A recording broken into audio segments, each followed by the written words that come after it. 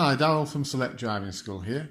Today's video is about driving up Brackenbed, which is a hill that features on quite a lot of test routes for Halifax. It's quite a challenging hill driving up and down due to its narrowness, the bends and the meeting of traffic coming in the other direction, both up and down.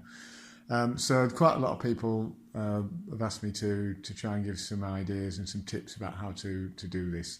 So this video is going to show a demonstration drive of me driving up the hill with the key points narrated and explained, and then to finish off a split screen just showing a comparison of me driving up the hill against a pupil who drove up recently as well. Just to show the differences and what you could potentially be aiming for in terms of my drive up versus where a lot of people will find themselves at the current time. I hope you find the video useful. If you do, please click like. Okay, the first thing to notice with this video is the entry point to the box at the bottom of Brackenbed. You'll be able to see the white line diagonally cutting into the bonnet. That line separates the box for us to turn up Brackenbed from the box that people coming down Brackenbed or coming from the direction of B&Q would be using to turn right behind us into the road that I've just passed on my left. So it's important that you delay your entry into the box until you reach this white line that I'm about to pass over now. The markings are faded, you do have to make the effort to look for them, but that is very important for getting a good position and not interfering with other road users. So we'll just continue the video on now. Very short, this initial section. Okay, so thing to notice here that is as I turn into Brackenbed, I'm going to be turning so that I am close to the middle line and not swinging wide towards the wall. This is going to help me make a decent entry point and keep me on the correct side of the road without swinging wide. It's also not going to leave any potential gaps for drivers behind me who may try and overtake you if you sort of go a little bit too far and swing wide. So let's continue the video on now. At this point I'm in second gear. That point there, again, because I've entered neatly, I've been able to set up and go just past the wall, and I'm remaining in second gear all the way up here.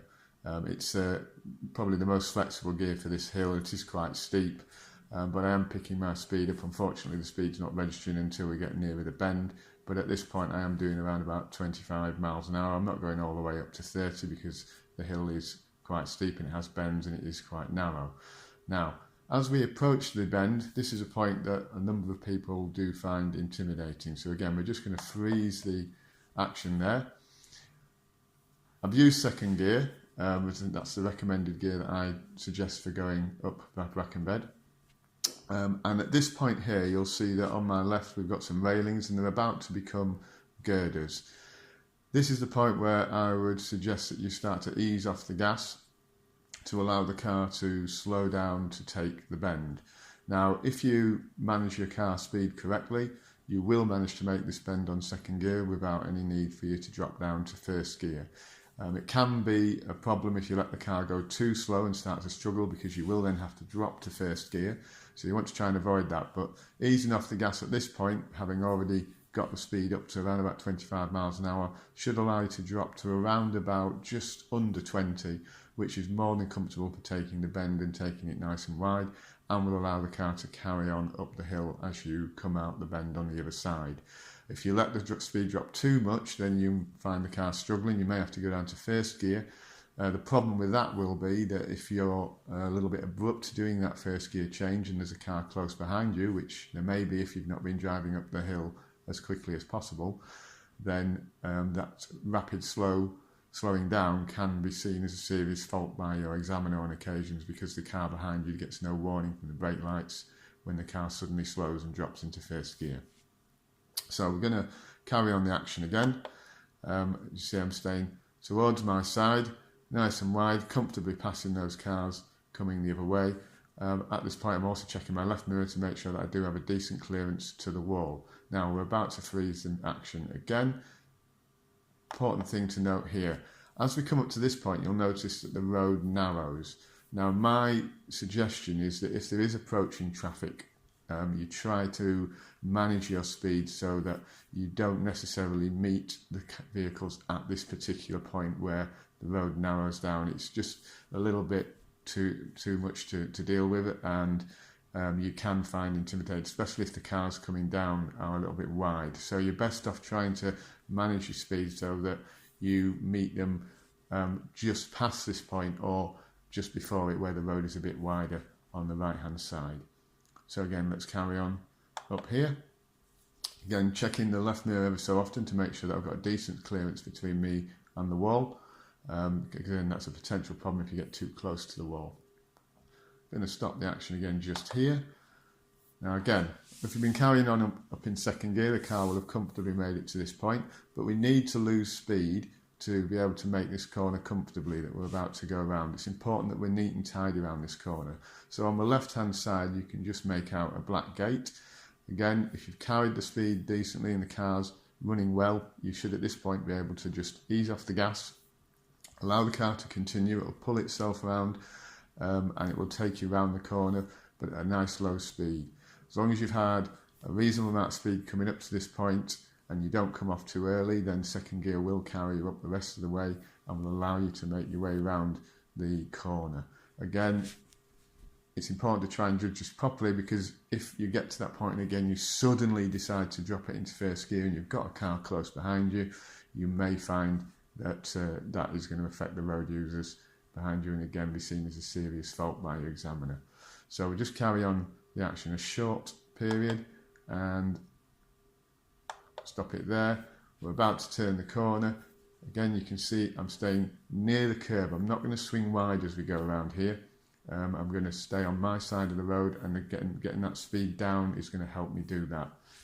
The van on the side, on my right hand side, is comfortably able to pass me as I go around the corner and meet it. So going around the corner now, Brackenbed Fish and Chip Shop coming up on the right hand side. Final point to note here is the right turn that you'll almost certainly be asked to make just after the fish and chip shop. Again, make it nice and tidy. Go around the markings, go around that middle marker so that you're not swinging wide and so that you're not cutting the corner. And then that will just bring you around ready to set up for the junction ahead, which is a crossroads which can be busy and we'll deal with in a different video. Okay, so here we see a comparison of my journey at Brackenbed with that of a pupil.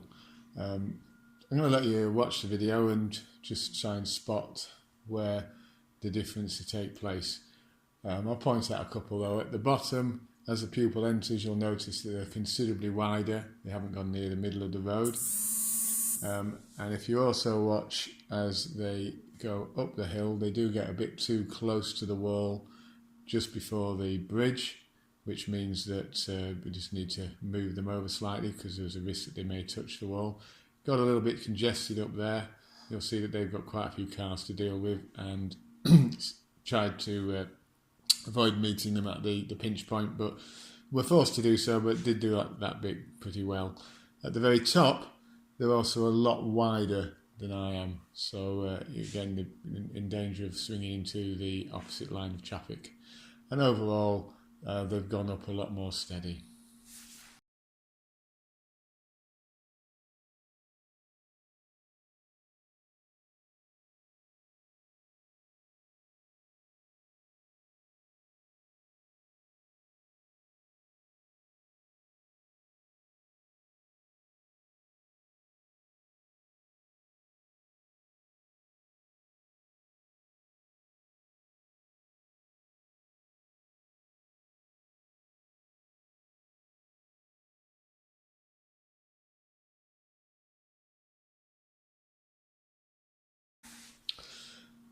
I hope you find the video useful, and if you'd like to see any more, then please let me know. You can contact me via my website or via my YouTube channel. Any comments are welcome, as are requests for any other subjects. Until next time, this is Darryl. Speak to you soon.